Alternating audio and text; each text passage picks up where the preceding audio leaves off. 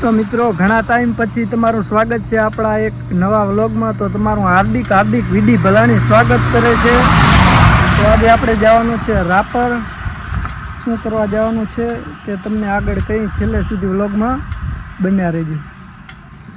તો ફાઇનલી મિત્રો અમે રાપર આવી ગયા છીએ અને દિલીપભાઈ પ્રકાશભાઈ તમે જોઈ શકો છો સુવિધા રેસ્ટોરન્ટ હોટલમાં જમવા માટે આવી ગયા છીએ.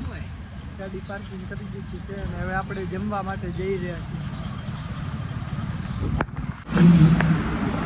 તો ફાઇનલી મિત્રો આપણે જમવા માટે આવી ગયા છીએ હોટલ અંદર. તમે જોઈ શકો છો રાપરમાં સુવિધા રેસ્ટોરન્ટ હોટલમાં કોઈ નથી, અમે ખાલી છીએ. જમવાનું છે આજે. પ્રકાશભાઈ ફોનમાં વાત કરી રહ્યા છે, દિલીપભાઈ ફોન જોઈ રહ્યા છે. દિલીપભાઈ બે શબ્દ કયો કહો ભાઈ. તમે પણ આવો સુવિધા હોટલમાં જમવા માટે. જમવાનું કેવું બનાવે એની તો ખાધો નહીં, તો આપણે જમી ગયા એ પહેલાં એકવાર મસ્ત જમવાનું બનાવે છે. જોઈ શકો છો ભાઈ પાણી લઈને પણ આવી ગયા. ખાવું જશે. પ્રકાશભાઈ કે મને ભૂખ નહીં લાગી પણ તોય ખવડાવવાનું છે. આપણને તો હરકી ભૂખ લાગી કેમ કે આપણે સવારે ખાધું નહીં.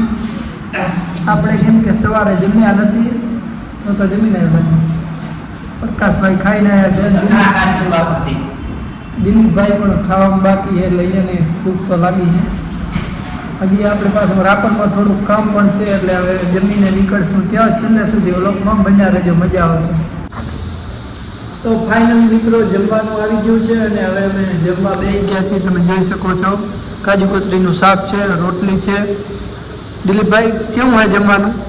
જમવાનું બાકી એક નંબર છે. પ્રકાશભાઈ બોલશે. જમવાનું એક નંબર છે. કાજુ કઢીનું શાક છે ને રોટલી છે. જમવાનું એક નંબર બનાવે છે સુવિધા છાસ પણ અહીંયા છે, તમે જોઈ શકો છો. ફેમિલી રૂમમાં આવે એસી ચાલુ છે. એસી તો બધે હોય.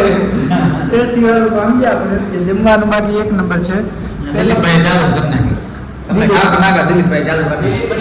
ભૂખ લાગી એટલે જમવાનું એક ચાલુ કરી નાખી. અમે આવે જમશું બોલે મીઠી લાગી તો આપણને પણ હવે આવી ગયા એટલે ભાઈ હવે આપણે વ્લોગ કરશું બંધ. ખાઓ માં કસમ.